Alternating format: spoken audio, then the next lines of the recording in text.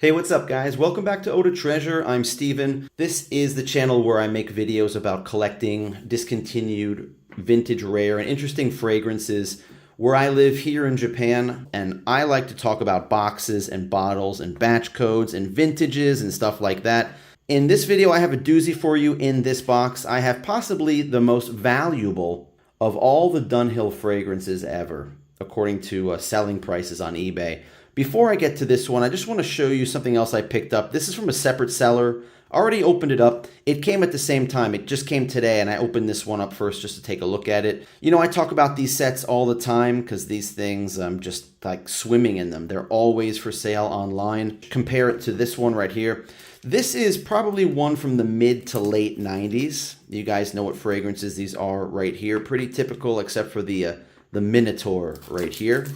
And then if you go back a little bit earlier, I'm guessing this is from the early to mid 90s. It's the same as this one, except instead of Minotaur, it has a Sagamore, Lancome Sagamore in this one. And then there's this one I just picked up today. It's the same, except it has this one, Lancome Balafre. This one, I hadn't seen this one before, so I looked it up and saw that this is a rare, discontinued, very valuable fragrance. I've never seen it or heard of it before. So I got this for 1,300 yen, about $9. I got this set because it's a little bit dusty. But there's something cool about this set I just wanted to show you. I wanted to compare these two. You can see that it has some information on this one that's missing here. And of course, a different fragrance. There's no Armani Eau pour Homme in this set. And when you flip it around, if you take a look at it, the one with Armani Eau pour Homme has the barcode.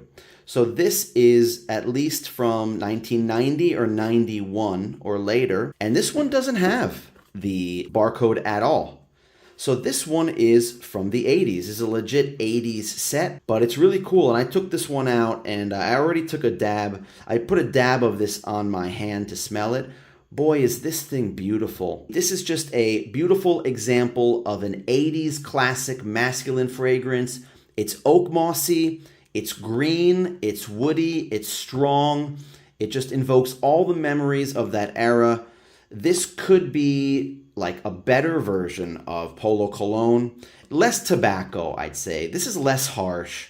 This one to me is a little bit stronger with more tobacco. If you were to combine Aramis and Polo Cologne and Gucci Nobile, if you were to put those all together, it would smell something like this. Arde Capucci is similar to this. I'm going to keep my eyes open for more bottles of these. There has to be some more minis here in Japan to be found, and if I find a clean bottle of this, and it's under, let's say, $100, I'm going to jump on this, because a full bottle of this new on eBay, you're talking $300 and more. And these other fragrances are pretty cool. This is an 80s formula for Drakkar Noir, and I took this one out and I was shaking it. It's pretty full. I haven't tested it. Maybe it's not the original formulation because I heard the formula changed in 1987, I think. 87 or 88. This is probably an 88 or an 89. Maybe this is earlier. I don't know. So I thought that was interesting. Okay, enough about this. The video is about this gem. So I had recently bought a Dunhill for Men cologne, and I made a video about it, and then I started looking for other Dunhill fragrances in the Dunhill brand category, and I found this, and I never heard of it before. Whenever I see something I've never heard of before that looks vintage, I run to eBay, I do my research, I look around the internet and read up on this fragrance. It is very rare, it's discontinued, it's hard to find, it is a treasure. I spent a little bit more money than I wanted to get this, but I had to have this in the collection. Got to show you this Dunhill masterpiece, and it's an open bottle. It's an open box. I can spray it and test it and tell you what I think. Let's get to this one, Dunhill Blend 30.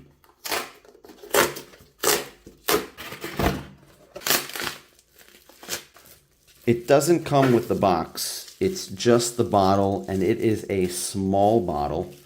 This is a 30 ml bottle of Dunhill Blend 30. Now let's talk about money. I did not want to spend over $30 on a small 30 ml bottle. And that's what I spent. I spent 5,000 yen, which is about $33, $34 on this. When I looked on eBay, and I saw that the only ones for sale, if you wanted to get a 100 ml, you'd have to spend $400 or $450, and a 50 ml was like $250 or $300. I thought that this is probably worth $100, $150 to $200, and I didn't wait for a discount. I just clicked that buy button and said, what the hell, $35 or $34. It is nearly full, and the listing said that it was only 80 to 85% full. I mean, that looks like 95% full to me, so I'm very happy about that. No complaints whatsoever. Let's give a test spray and see how it is. It's not working. What's going on here? Do we have a broken sprayer?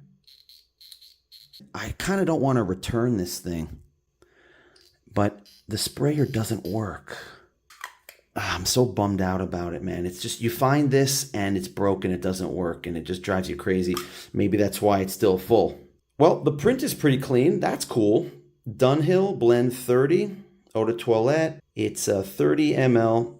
So it's probably from the 80s because there's really nothing on the bottom. You have the Japanese sticker on there. It's a clear sticker. The juice looks really clean. It's like the same color as Gucci Envy. And the plastic cap's in a decent shape.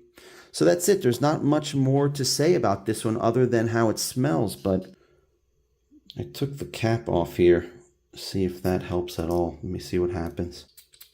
Oh, there it is. It's working a little bit now. I had to take the cap off. All right. It's got some issues, but it still works. I just have to maybe clean it out or something. All right. So I got enough out of it where I can give you my impression on this. And you have to be careful. If you notice, I'm trying to be very careful. I don't want to get the oils or any of the juice on the label of the bottle, because as you guys know, it'll kind of like strip the printing off. Okay, let me tell you what it smells like. It smells green. It doesn't smell very heavy. It doesn't smell like leathery or tobacco or oak moss. It's a light, clean, soft green classic fragrance. This has a very high rating on Fragrantica. This is rated at 4.59, almost a 4.6, but there's only about 63 votes. So with these classic fragrances, you always just get really dedicated fans that come to the pages of their favorite classic fragrances and then just give an upvote or a love vote. Ron Winograd is the perfumer from this one, and I just mentioned Ron Winograd in one of the recent videos that I edited or just recently uploaded. The notes in this fragrance, the notes in Dunhill Blend 30, the top notes are lavender, sour cherry, clary sage, neroli, rosemary, lemon, and bergamot. The middle notes, sandalwood, geranium, palisander rosewood, carnation, cedar, jasmine, and patchouli. And the base notes, oak moss, leather, hay, incense, tonka bean, musk, and ambergris. I said before, it's not really strong with leather or oak moss. It's in there, but it's just not like a major player. It's just kind of plays a supporting role in this. It is masculine, it is manly, and it definitely belongs in the 70s and 80s category of masculine scents. Is it nice? Yeah, it's really nice. What is it like? I mean, it's nothing like this. It's not as strong as this Balafre that I just smelled. I don't think it's really worth $350, $400, but hey, to some people, maybe it is. All right, it's been a few minutes. I've let this thing dry down a little bit on my hand here, and now the oak moss is coming out. Of course, the mid and the base notes are now becoming more prominent. This is really beautiful. This is really nice, and I'm kind of surprised. I had no idea Dunhill had something like this.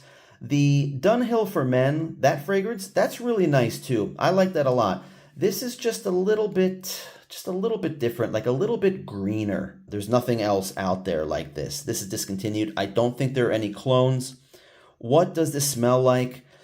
It's tough to say. I can't come up with anything that this is like. I can't say it's like Polo Cologne. This Polo Cologne is much stronger than this one. According to Fragrantica, reminds me of, one is called Programme Homme from Lancome.